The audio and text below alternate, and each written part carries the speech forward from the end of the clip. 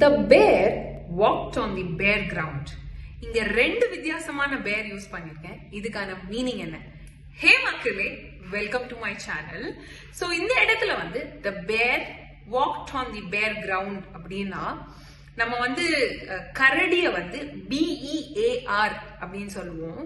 And BARE அப்படின்னா வெறும் தரையில இல்லனா ஒரு ரான விஷயத்த நம்ம பேர் அப்படின்னு சொல்லுவோம். சோ இந்த சென்டென்ஸ் என்ன சொல்லுது அப்படின்னா கரடி வெறும் தரையில நடந்தது அப்படின்றதான் அவங்க சொல்றாங்க.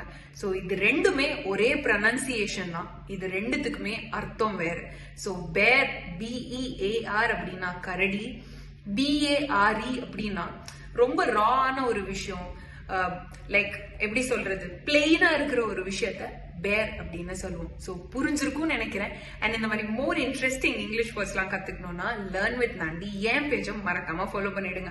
பை மக்களே.